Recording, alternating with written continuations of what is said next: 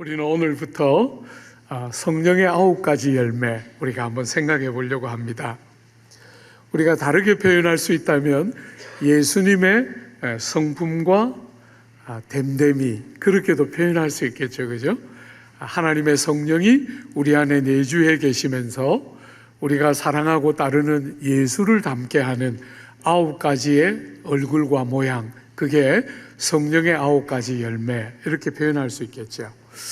여러분, 오늘 우리가 첫 시간으로 이 9가지 열매가 어떤 배경 안에서 나오고 있나, 바울은 왜 이 주제를 이 갈라디아서 5장에서 다루고 있었을까, 배경은 무엇이고 이 주제가 나오는 문맥은 어떤 문맥인가 한번 먼저 살펴보려고 그래요.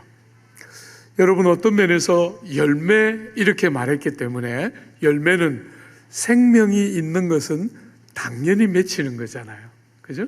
생명이 있는 것에 따라오는 게 열매이기 때문에 우리가 은혜의 성령께서 우리 안에 내주하실 때 성령의 열매는 그분이 임재해 계시는 결과로 당연히 열매를 맺혀야 하는 것인데, 여러분이 많이 경험하는 것처럼 우리 자신에게나 때때로 우리의 삶에 이런 열매가 풍성하지 않은 이유는 그 열매 맺음을 방해함이 있다는 거예요.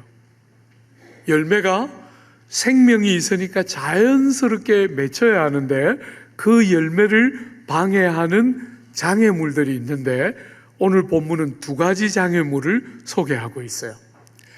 우리 바깥에 있는 것들이지만 또 우리 안에도 있고, 또 그런 것이 우리를 방해하고 장애를 끼칠 때 우리 속에 있는 경향이 함께 호응을 하고 있기 때문에 자연스럽게 열매가 맺혀져야 하는데도 열매가 맺히기보다, 우리가 기대하는 것보다 열매가 더디 맺히거나 안 맺히는 경우가 있는 것이죠.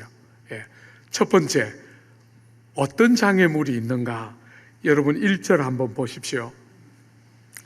그리스도께서 우리를 자유롭게 하려고 자유를 주셨으니 그러므로 굳건하게 서서 다시는 종의 멍에를 매지 말라.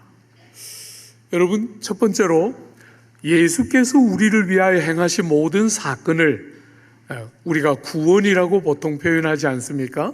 그것을 오늘 본문은 자유라고 표현했어요. 예수께서 우리를 위하여 십자가 지심으로 우리를 자유케 하셨다. 여러분이 죄로부터, 여러분이 세상을 살아가면서부터 죄가 가져온 그 모든 비참과 불행으로부터, 심판과 진노와 형벌로부터 우리를 예수께서 자유케 하셨다. 우리는 예수를 믿을 때 많은 형태로 예수 믿음을 표현할 수 있지만 그 중에 아주 중요한 내용 중에 하나가 우리는 자유자다. 주님은 우리를 자유케 하셨다. 여러분, 그 자유를 종교적인 개념에서만 말고 이렇게도 표현할 수 있겠죠, 그죠? 여러분과 제가 하나님과의 그 화목, 하나님 앞에 뭔가 호의를 사기 위해서 뭔가를 해야 한다고 느끼는 것으로부터의 자유. 여러분, 어떤 면에서 어머니 모태로부터 죄 중에 태어나는 사람들의 제일 큰 경향성 중에 하나는 하나님을 향해서 뭔가 기여를 해서 하나님 앞에 떳떳하게 서고 싶어 하는 경향이 있어요. 불가능한, 여러분 그렇게 신앙생활 하면 여러분은 신앙이 주는 위로와 감격이 뭔지를 잃게 돼요. 여러분이나 저는 하나님의 호감을 사기 위해서 어떤 일을 할 수 있는 존재들이 아닙니다. 그런 것으로부터의 자유, 여러분 속에도 있고 제 속에도 있는데, 우리가 어떤 일을 해서 하나님의 호감을 사고 하나님이 우리를 좋아하게 만드는 것은 불가능해요. 하나님이 사랑이시기 때문에 우리같이 자격 없는 자들을 하나님이 먼저 사랑해 주셨기 때문에 우리가 예수 믿고 우리가 생명을 얻고 참 자유 안으로 들어가게 돼요. 자유는 모든 존귀의 근본이라 할 수 있죠. 그죠? 우리가 뭔가를 억지로 해야 되기 때문에 뭔가를 한다면 그거는 존귀하다 할 수 없는 거잖아요. 자유한데 우리는 무엇이든지 선택할 수 있는 자유가 있는데 그 자유를 주님을 위해서, 사랑하는 이웃들을 위해서 쓸 때 그 안에 정말 존귀함이 있는 거잖아요. 그죠? 주님이 우리에게 주신 구원을 다르게 표현하면 자유다, 이렇게 말할 수 있다는 거예요. 여러분, 그 중에서도 특별히 뭔가 우리가 기여를 해서, 하나님께 뭔가를 기여해서 호감을 얻고 하나님이 우리를 좋아해 주시고 우리를 사랑하게 만드는 그런 경향성으로부터 자유함을 얻었다.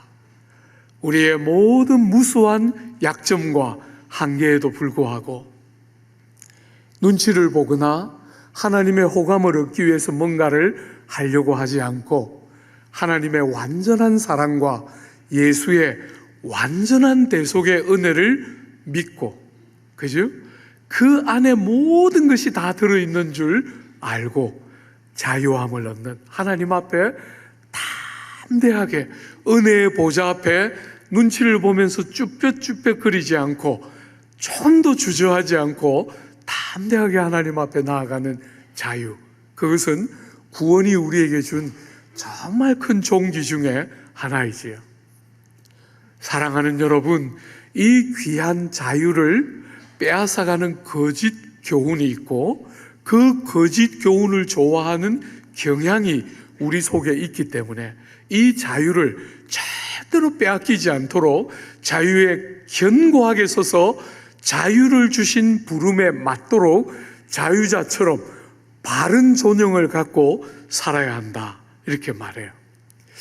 여러분, 오늘 이 갈라디아 교회에 이 자유, 우리에게 주신 이 존영한 자유를 깨뜨리고 빼앗아서 우리를 또 종의 자리로 굴러떨어지게 만들려고 하는 그런 거짓 선생, 어떤 경향을 갖고 있습니까? 2절 한번 보십시오. 보라, 나 바울은 너희에게 말하노니 너희가 만일 할례를 받으면 그리스도께서 너희에게 아무 유익이 없으리라. 여러분, 바울이 1차 전도 여행을 떠나서 갈라디아 지방 중심으로 아시아를 선교했는데, 그때 바울이 복음을 전할 때 아시아에 있는 많은 사람들이 이방인임에도 불구하고 이 복음을 환영했어요. 바울이 그들에게 가르쳤습니다. 성도가 되는 것은 예수를 믿음으로 되는 것이고, 비록 이방인이지만 예수를 믿는 순간에 아브라함의 후손이 되고 아브라함의 모든 약속에 참여하는 자가 된다, 이렇게 가르쳤어요. 그게 바로 복음이 가르치는 것이기 때문에 바울이 그 복음을 아시아에 있는 사람들에게 가르쳤는데 무수한 이방인들이 믿고 그 복음을 환영했는데 거짓 선생들이 나왔어요. 거짓 선생들이 나와서 우리 속에 있는 경향성을 교묘하게 자극했어요. 뭐라고?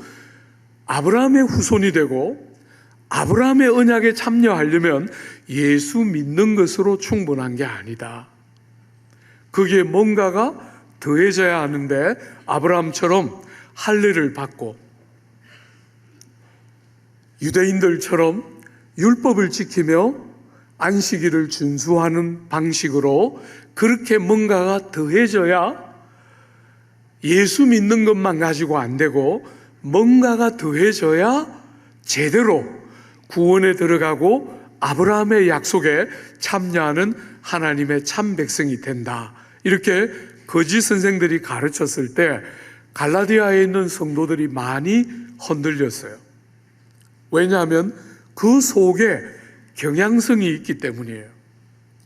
우리가 뭔가를 하나님께 기여를 해서 그 기여한 것을 근거로 해서 떳떳하게 하나님 앞에 서고 싶어하는 어리석은 경향이 우리 속에 있다는 거예요. 사랑하는 여러분, 제가 여러분들에게 늘 귀에 못이 박이도록 말하는 것처럼 여러분과 저는 국가대표급들이기 때문에 그런 일을 할 수 있는 사람들이 아니에요. 여러분이 작은 것이라도 기여해서 그 기여를 근거로 해서 하나님 앞에 떳떳하게 서고 구원에 뭔가 조금이라도 보탬이 되는 그런 것은 기독교가 가르치는 게 아니에요. 은혜로 아무 자격 없는 여러분과 저를 하나님이 만세 전부터, 그 오랜 세월 전부터 가졌던 깊은 사랑과 많은 사랑 때문에 아들 하나님이 우리 몸을 가지고 이 땅에 오셔서 우리의 모든 죄짐을 다 대신 감당해 주신 예수님의 완전한 공로, 그것 때문에 우리가 예수를 믿고 의지할 때 죄가 용서되고 하나님의 백성이 되는 것이지, 예수 한 분으로 충분하지 않아서 뭔가를 더해서 더 온전해지는 그런 것은 기독교의 복음이 아닙니다. 예수님만으로 충분하다.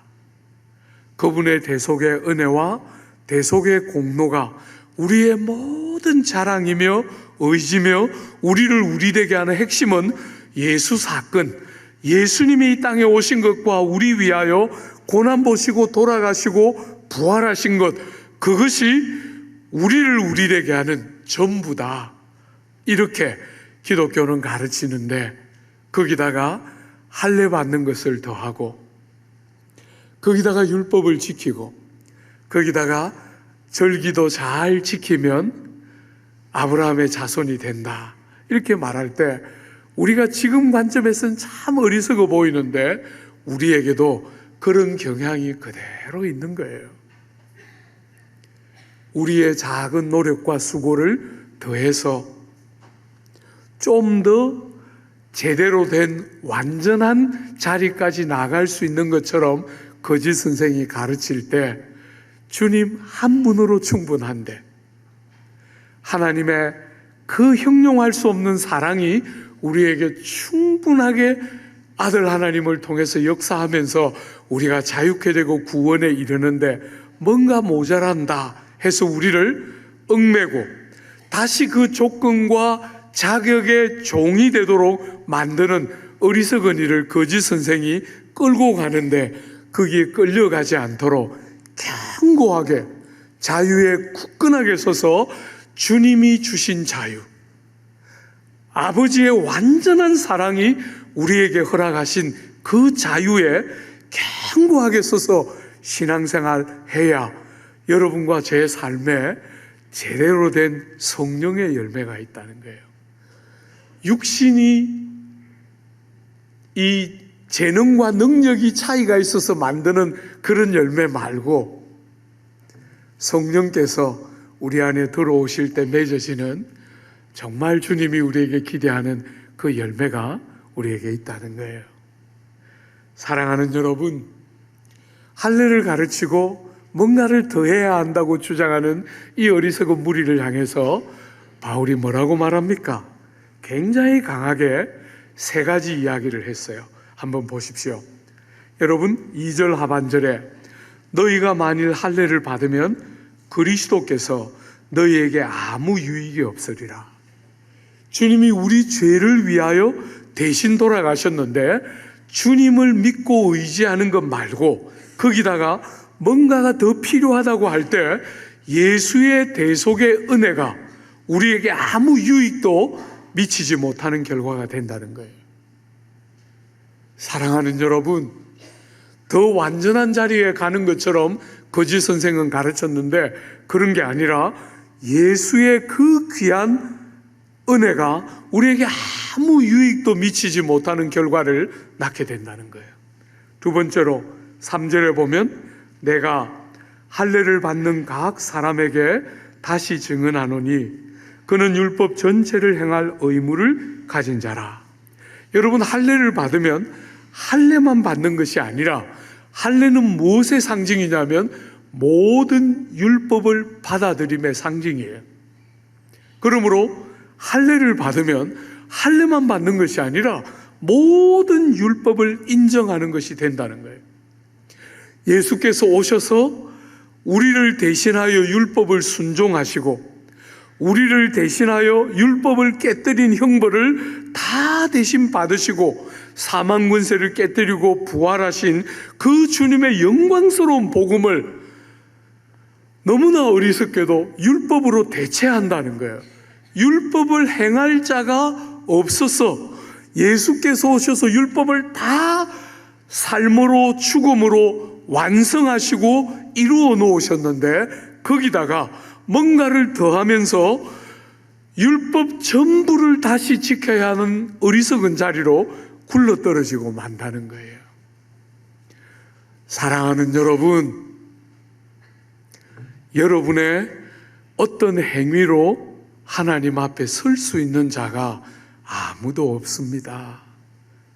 아무도 없습니다. 주님의 완전한 대속의 은혜만이 우리의 죄를 가리고 하나님 앞에 우리를 의롭다 여김 받게 해서 은혜의 보좌 앞에 담대히 들어가도록 절대로 주눅들거나 위축되거나 하지 않고 눈치 보지 않고 쭈삣쭈삣 거리지 않고 그 은혜의 보좌에 담대히 들어가는 것은 오직 예수 한 분으로 충분하다. 성경은 그렇게 말하고 있는 거예요. 세 번째, 4절에 보면 율법 안에서 의롭다함을 얻으려 하는 너희는 뭔가를 하나 더해서 할례를 행하거나 그렇게 뭔가를 더해서 의롭다함을 얻으려고 하는 사람을 뭐라고 표현하느냐면 율법의 행위로 의롭다함을 얻으려 하는 자들, 율법 안에서 의롭다함을 얻으려고 한다는 거예요. 여러분, 율법 안에서 의롭다함을 얻을 자는 아무도 없어요. 그래서 주님이 우리를 위하여 이 땅에 오신 것이요. 그죠? 율법을 가지고 여러분의 어떤 행실이나 자격이나 조건을 가지고 하나님 앞에 의롭다함을 얻으려고 하는 것은 그것은 생명에 이르는 길이 아니라 생명으로부터 떨어지는 길이라는 거예요. 사랑하는 여러분, 정말로 여러분이 그렇고 정말 제가 그래요. 우리는 하나님 앞에 예수의 공로로 하나님 앞에 의롭다 여김을 받는 자지요. 여러분, 그 뒤에 한번 보세요. 율법 안에서 의롭다함을 얻으려 하는 너희는 그리스도에게서 끊어지고 은혜에서 떨어진 자로다. 여러분이 인식을 하든 못하든 이 시대의 제일 큰 영광은 은혜가 왕노릇하는 다른 시대라는 거예요. 예수께서 이 땅에 오시면서 이 세상이 가지고 있는 보편적인 질서와 너무나 다른 은혜가 왕노릇하는 새로운 시대를 열었어요. 여러분, 지금은 어떤 사람도 새 출발할 수 있는 은혜의 시대예요. 자신의 과거에 붙들려서 끝없이 그 과거의 허물 때문에 오늘을 망치는 것이 아니라 오늘은 주님의 은혜가 적용되면서 어떤 사람이라도 새로운 삶을 시작할 수 있는 은혜가 왕노릇하는 굉장히 귀하고 복된 날인데, 이렇게 주님의 은혜 외에 뭔가를 더하려고 할 때 은혜에서부터 떨어지고 만다는 거예요. 자격 없는 여러분과 저를 주님이 그 완전한 공로에 근거해서 주님의 은혜를 의지하고 그 주님의 은혜를 영접하고 받아들이는 자들마다 새롭게 되는 은혜를 주셨는데, 자꾸 우리 속에 있는 어리석은 경향을 따라 뭔가 우리의 기여를 더하려고 할 때 실제적으로는 은혜에 떨어지고 은혜를 잃어버리는 어리석은 삶을 선택하게 되는 것과 마찬가지라는 거예요. 사랑하는 여러분, 그래서 모든 시대를 살았던 믿음의 사람들은 예수를 믿으면 믿을수록 어쩌면 나 같은 사람을 사랑해 주셨을까? 은혜를 깨닫는 깊이가 달라지고 은혜에 대한 감격이 새로워지고 자기가 얼마나 부패되고 악한 자인지 세월이 가면 갈수록 더 많이 보게 되는 거예요. 그래서 바울처럼 점점 자기를 더 박하게 평가하는 거잖아. 그죠? 12 사도들 중에 제일 못한 자다. 모든 성도들 중에 지극히 작은 자보다 더 작은 자다. 그의 생애 그의 말미에 나는 죄인 중에 괴수로다. 그렇게 자기를 보는 눈이 그렇게 될 수밖에 없는 것은 점점 더 자신의 무가치함과 죄됨이 빛 대신 주님 앞에 가니까 더 많이 보이고, 더 많이 보이면 보일수록 역설적으로 은혜가 얼마나 중요한가, 나를 나대게 하는 것은 하나님의 은혜밖에 없구나 하는 것을 깨닫게 되는 거예요. 주 안에 사랑하는 여러분, 이게 신앙생활이고, 이런 것이 열려야 성령 안에 있는 열매가 맺혀지는데, 너무 어리석게도 많은 사람들이 신앙생활을 하면서 은혜로 시작해요. 나 같은 사람을 기다려 주셨구나, 하나님이 나 같은 사람을 사랑하셨구나 깨달아요. 그래서 너무너무 감격하면서 눈물 흘리면서 그렇게 신앙생활을 시작하는데 어느 순간부터 길을 잃어요. 자기가 뭘 더 해야 하는 것처럼, 자기가 작은 거라도 뭔가 기여를 해야 하는 것처럼, 할 수 있는 것처럼 오해하기 시작하면서 신앙이 그 감격과 기쁨은 다 잃어버리고 굉장히 율법주의적인 경향을 갖게 되는 거예요. 왜 이거는 안 하고 왜 저거는 못 하나, 이렇게 하면서 자기를 보고 남을 보면서 굉장히 율법주의적인 신앙생활을 하게 되는 거예요. 은혜에 대한 감동을 상실하고, 세월이 갈수록 주님의 은혜가 새록새록 더 사실적으로 경험되고, 가면 갈수록 그것이 더 크고 귀하게 여겨져야 되는데, 희한하게 신앙생활을 한다고 하면서도 은혜에 대한 감각을 상실하면서 자꾸 공로주의적이고 율법주의적인 경향이 생기는 거예요. 사랑하는 여러분, 그렇게 하지 말고 주님이 우리를 종된 데서부터 자유케 하셨으므로 다시는 율법의 종된 멍에, 사람들의 평가의 멍에 내 자신이 나 자신을 그렇게 평가하려고 드는 그 어리석은 경향들로부터 우리를 자유케 하시고, 주님이 그리스도의 공로 안에서 우리를 전혀 다르게 바라보시는 그 눈을 가지고 우리를 달리 보면서 새 삶을 살도록 우리를 부르셨는데, 그 어리석은 우리의 이전의 경향으로 돌아가서 종의 멍에를 자꾸 지려고 하는 어리석은 경향이 신앙생활하는 우리 안에 자꾸 경향적으로 생기고, 잘못된 선생들이 일어나서 그런 것들을 부추기게 되는 거예요. 여러분, 우리의 신앙생활은 그런 것이 아니라 어떻게 해야 합니까? 5절과 6절 한번 보십시오. 우리가 성령으로 믿음을 따라 의의 소망을 기다리노니 그리스도 예수 안에서는 할례나 무할례나 효력이 없으되 사랑으로서 역사하는 믿음뿐이니라. 여러분, 우리가 성령 안에서 거듭나서 우리가 죽었다 깨어나도 안 되던 그런 생각의 변화, 삶의 변화가 성령 안에서 우리가 거듭나면서 그런 변화가 일어나면서 믿음으로 의의 소망을 붙들고 산다는 거예요. 여러분, 이미 여러분들이 예수 믿을 때 예수의 그 완전한 공로를 믿고 의지할 때 우리의 어떠한 것들을 더 하려고 하지 않고, 우리가 스스로 뭔가를 할 수 있는 것처럼 여기지 않고 예수의 완전한 공로와 하나님의 그 사랑을 믿고 의지할 때 그 믿음으로 의롭다함을 이미 받았지만, 동시에 하나님의 심판대 앞에 섰을 때 너는 의롭다라고 우리를 보실 그 소망을 붙들고 살아간다는 거예요. 여러분, 그날이 마지막 날 하나님의 심판대 앞에 설 때 어떻게 판단할지는 모르지만 의롭다라고 판단하기를 기대하면서 산다, 이런 뜻이 아니고, 이미 이 땅에서 예수 믿을 때 의롭다 여김을 받았으므로 그날에 틀림없이 변하지 않는 영원하신 하나님이 우리를 그날 보실 때 예수님 때문에 의롭다 하실 것을 틀림없이 신뢰하면서 소망 중에 살아간다는 거예요. 그게 예수 믿는 사람들의 삶의 방식이고, 그런 삶의 방식에 정말 중요한 것은 할례를 더했는가, 여러분이 뭔가 예수 외에 뭔가를 더했는가 하는 게 중요한 게 아니라 그 예수를 정말 믿는 믿음이 있는가 하는 것이 핵심이라는 거예요. 할례나 무할례가 아무것도 중요한 게 없고 정말 중요한 것은 믿음인데, 여러분들이 그 예수의 공로를 제대로 믿고 붙들 때 어떤 경향이 나타난다고요? 사랑으로 역사하는 믿음이 있는가가 핵심이라는 거예요. 여러분들이 평생을 살아가면서 세상 사람들이 하는 일은 하나예요. 자기를 업그레이드 하는 것으로 끝이에요, 인생이.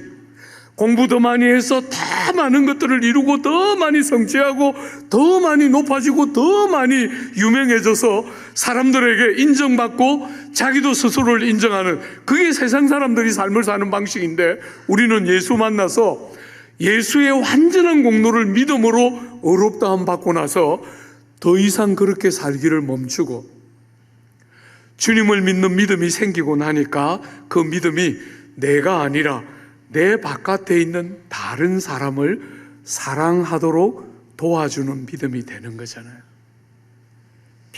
평생을 자기밖에 모르고 살았는데, 그죠? 끝없이 내 아니면 내 자식밖에 몰랐는데, 그런 우리 자신을 눈을 딱 자기로부터 떼서 누군가 나를 필요로 하는 사람을 사랑하는 자리로 우리를 데려가는 바로 그 믿음, 사랑으로 역사하는 믿음이 정말 핵심이라는 거예요. 할례를 받았는가?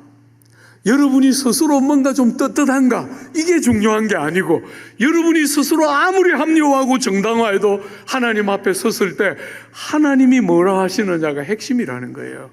그리고 그 일은 믿음, 예수의 공로를 의지하는 믿음이 만드는 사랑이 진짜 중요한 내용이라는 거예요.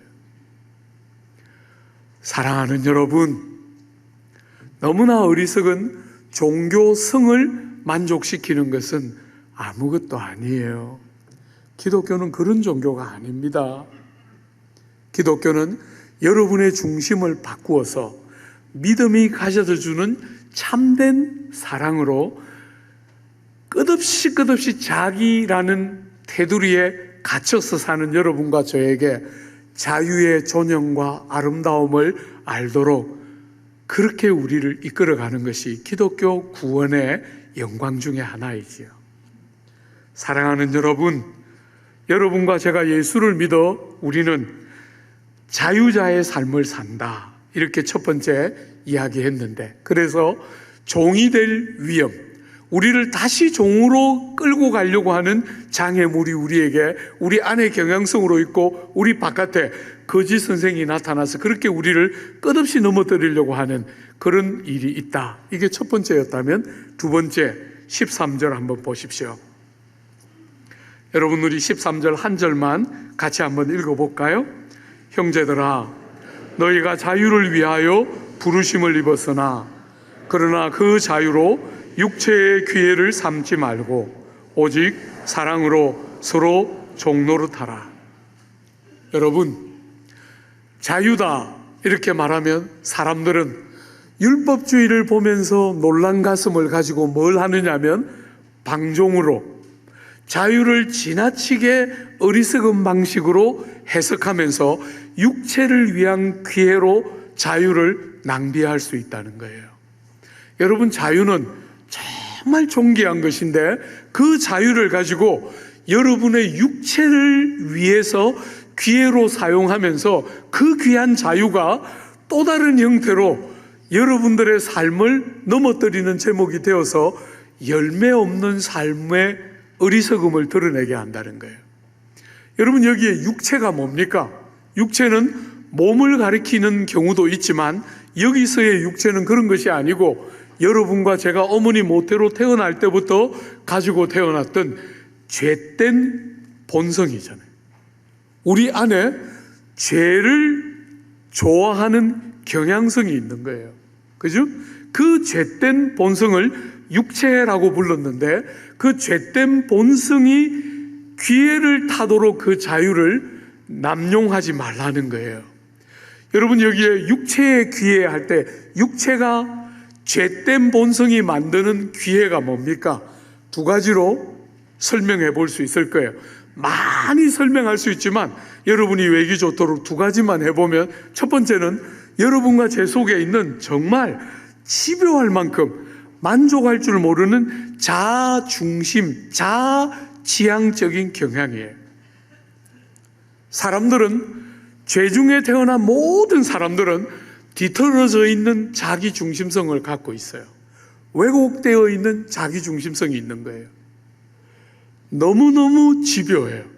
이것은 정말 여러분에게 늘 가르치는 저만 해도 늘 보고 있는 경향이고 여러분들 안에서도 늘 봐요. 특별히 여러분, 제가 조국교회를 생각할 때 제일 아픈 주제 중에 하나예요.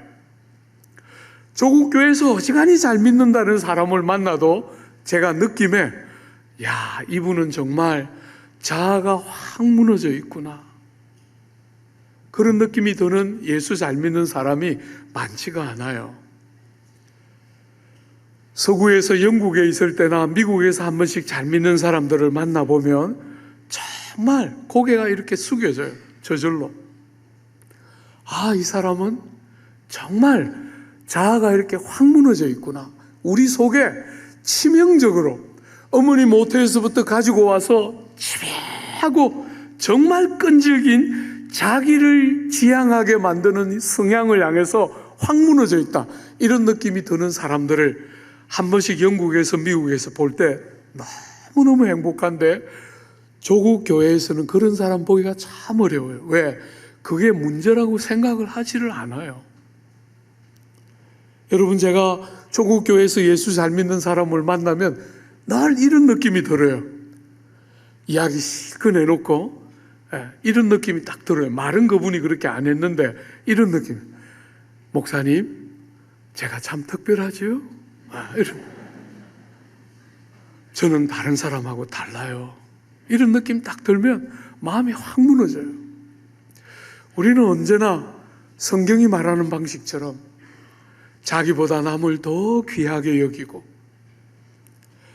자기에게 끝없이 사로잡혀 살던 그 테두리를 무너뜨리면서 사랑이 역사하는 믿음이 뭔지를 좀 드러내고, 오늘 본문에 특별히 사랑하는 여러분, 여러분과 제가 자유자예요.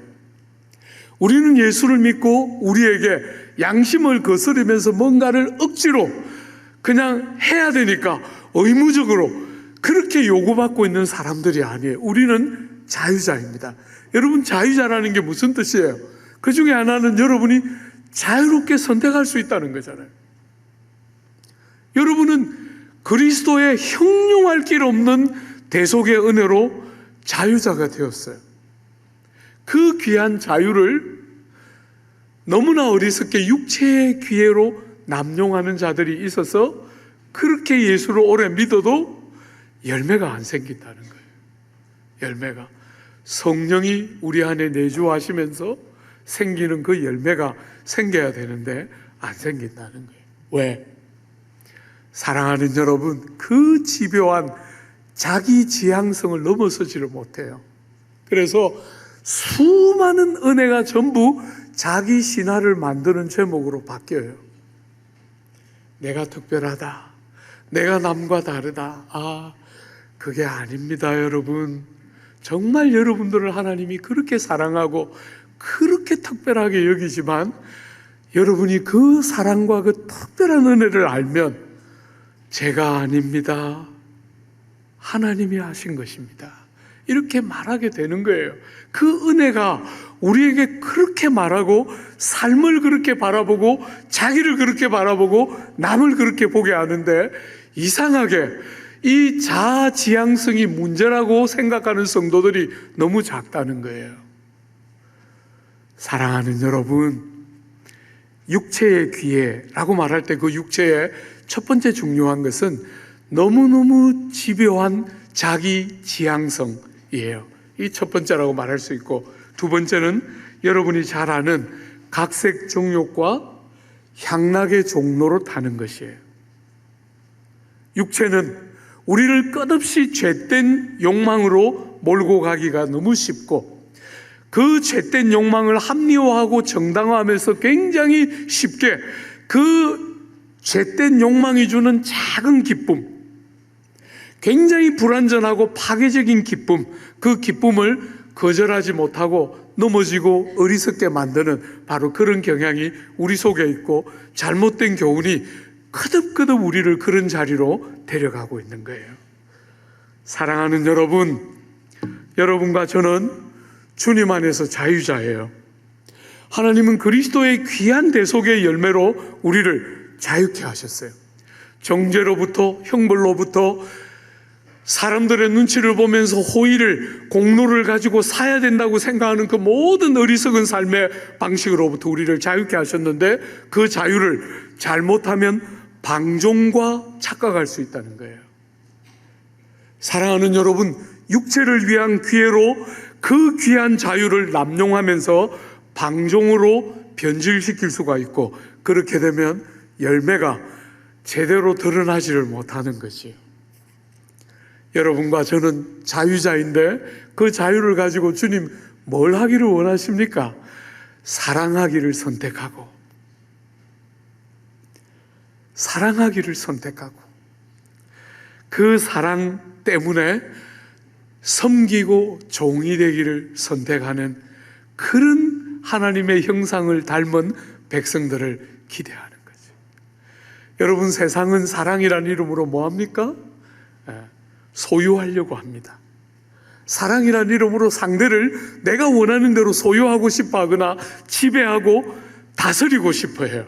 근데 그런 거 말고, 그런 거는 종일 때 했던 것, 우리가 진리를 모르고 하나님을 모르고 그리스도 안에 있는 자유를 모를 때 우리가 했던 것이 그런 방식이었다면, 지금은 나를 선택하지 않고 사랑하기를 선택하고, 필요를 가진 이웃을 사랑하기를 선택하고, 그 사랑이라는 것이 세상이 말하는 방식으로 소유거나 지배가 아니라, 사랑이라는 것이 예수가 우리에게 보여준 것처럼 섬김이고 종노릇함이고, 그를 존귀한 자로 여기는 데서부터 오는 즐거움과 사랑이 만드는 자기 희생이 담긴 종노릇이, 그게 바로 주님이 나를 자유케 하셔서 자유자로서, 억지로가 아니라 자유자로서 그 자유를, 사랑을 위해서 자유를 사용할 줄 알고, 그 사랑이라는 게 지배나 통제가 아니라 섬김과 희생인 줄 아는 사랑으로 종노릇하는 것, 그것이 바로 주님이 구주의 귀한 대속의 은혜로 우리를 구원해서 데려가고 싶어하는 지점이지요.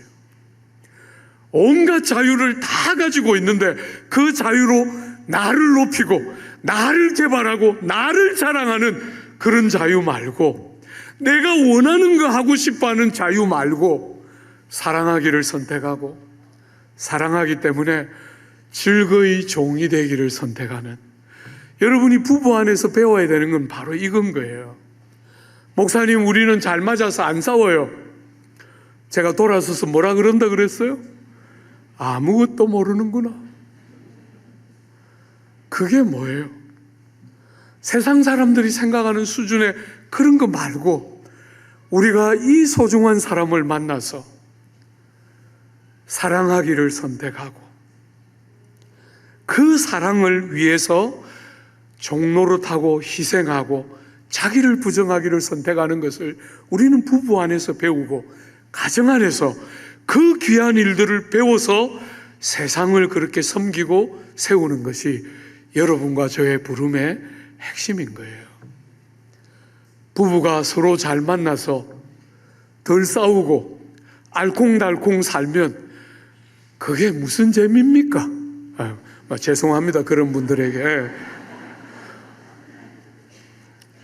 사랑하는 여러분, 오늘 어떤 면에서 우리가 성령의 열매를 맺히며 이 땅을 살아가는 삶에 두 개의 장애물을 봤어요. 하나는 율법주의고 하나는 방종입니다. 어떤 면에서 두 가지는 완전히 대조적인 극과 극 같은데, 놀랍게 성경은, 바울은 이 두 가지의 경우의 공이, 대안이 뭡니까? 사랑입니다. 사랑으로 역사하는 믿음, 사랑으로 하는 종노릇. 그죠? 이 두 가지의 극단적인 다름 같아 보이는 이 두 가지의 동일한 대안은 사랑입니다. 사랑.